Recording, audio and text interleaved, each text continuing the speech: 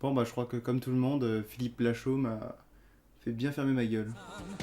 Lorsque les coups de feu résonnent, comme un éclair, il tourbillonne. Bonjour à tous, c'est Climax. Aujourd'hui, on va se retrouver donc pour la critique de Nicky Larson et le parfum de Cupidon, l'adaptation live de Nicky Larson par Philippe Lachaud. Film que donc j'ai vu il y a une semaine. Oui, je suis grave en retard et ça m'énerve et parce que j'ai pas pu la faire. Donc ce film m'a raconté l'histoire d'un Nicky Larson et de Laura, donc les deux protagonistes du manga, qui vont se retrouver dans la situation que le personnage de Didier Bourdon va leur redonner, va leur confier un parfum, donc le parfum de Cupidon qui a le pouvoir donc de rendre amoureux n'importe qui renifle ce parfum. Ce parfum va se faire dérober et donc Nicky Larson et Laura vont devoir le récupérer. Et donc comme grosso modo tout le monde l'a dit, j'ai trouvé ce film vraiment cool. Je pensais pas dire ça, mais vraiment c'était très bien. Le film m'a vraiment surpris au niveau de la fidélité au manga principal. Moi j'ai découvert Nicky Larson non pas au Club Dorothée parce que je suis beaucoup trop jeune, mais après Dragon Ball Z, quand ça passait sur NT1 et que je les enregistrais en école primaire, j'ai découvert ça parce que ça passait juste derrière. Et puis bon, même si je suis pas forcément un énorme connaisseur, je connais un petit peu le personnage, ses caractéristiques, et donc à peu près les histoires que ça raconte. Et pour moi, cette adaptation, c'est vraiment l'adaptation parfaite qu'on puisse faire d'un manga.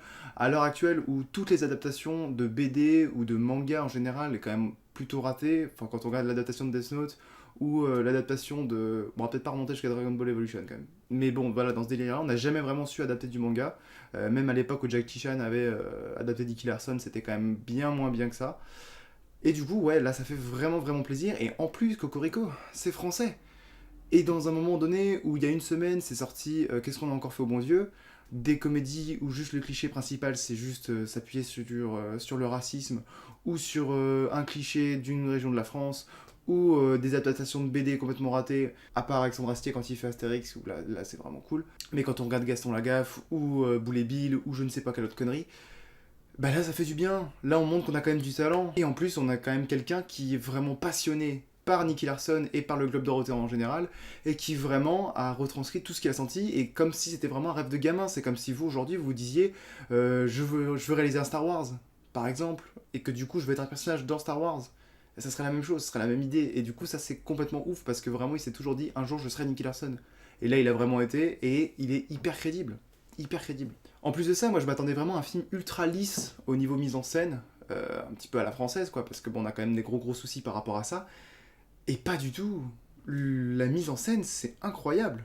Enfin, genre vraiment, il y a des idées de mise en scène, de la vue subjective, pendant toute une séquence, pendant peut-être 10 minutes de vue subjective, avec le thème Footsteps de Nicky Larson derrière, qui est génial. On a des sourires jusqu'aux oreilles quand on entend ça, parce que c'est vraiment ouf. Là, on a des moments où vraiment on va avoir une mise en scène très manga, genre avec par exemple la balle qui va venir écorcher la joue de Nicky Larson, avec juste le petit coup de sang qui descend. Enfin voilà, ça fait très manga. Ou même à un autre moment où les personnages, ouais, par exemple Nicky Larson et Laura doivent se rendre à un bal de lingerie. Et évidemment, c'est une scène où Nicky Larson, on s'imagine qu'il va être réjoui d'y aller. Et du coup, il se retourne en fait pour pas que Laura le voie, avec un grand sourire, comme on peut voir dans les vrais épisodes de Nicky Larson, quoi. Vraiment les grands sourires en mode genre tout content. Et quand il se retourne, il reprend son air totalement sérieux en mode ouais, bon bah je crois qu'on a quand même pas le choix. Et ça, c'est cool. Enfin, vraiment, il y a des idées où c'est super bien respecté. En plus de ça, il va reprendre des moments typiques de Nicky Larson, enfin des grandes scènes qui sont arrivées, mais pas les copier exactement de la même façon avec les mêmes personnages. C'est vraiment reprendre la scène et l'incorporer dans le film pour faire une petite référence à ça. Et ça, c'est cool. Ça, c'est vraiment très cool aussi. C'est plutôt bien joué. Et surtout que tout le film, on y croit. L'humour surtout, qui est hyper important dans le film parce que c'est quand même une comédie à la base.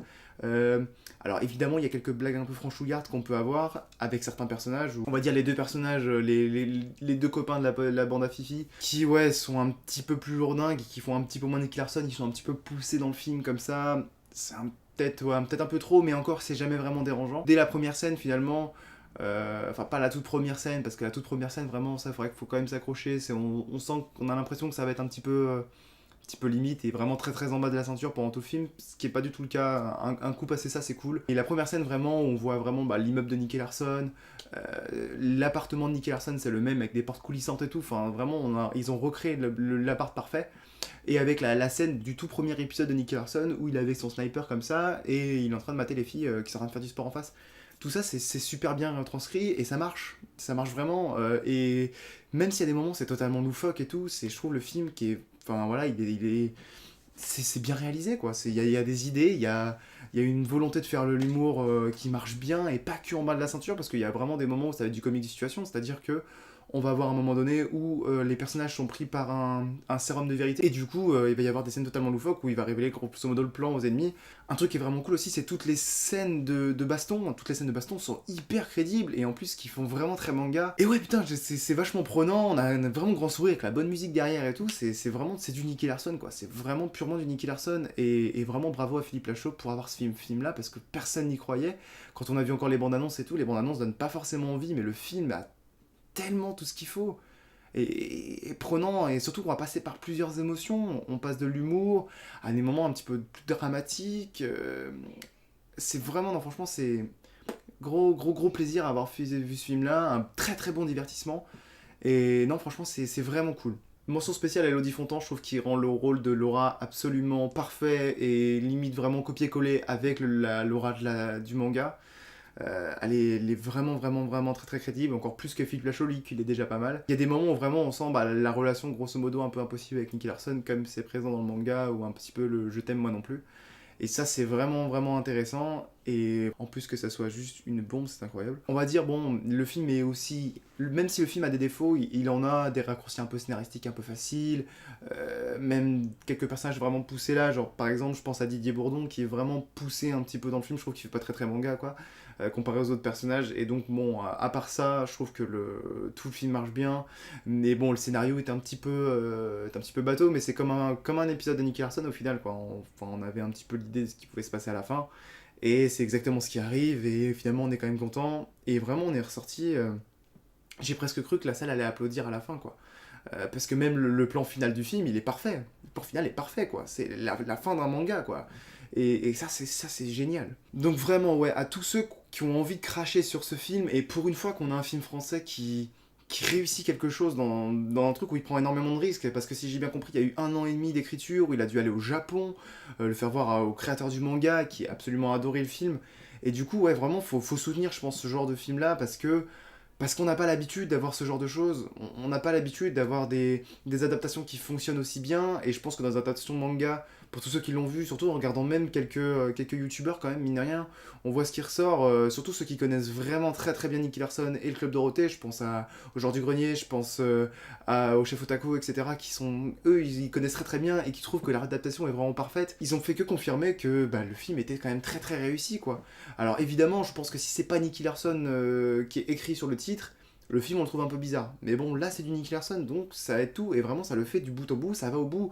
C'est très kitsch évidemment, mais tout ce que ça tente, ça va au bout, ça s'arrête jamais en chemin en disant « Ah, on n'a pas été au bout ».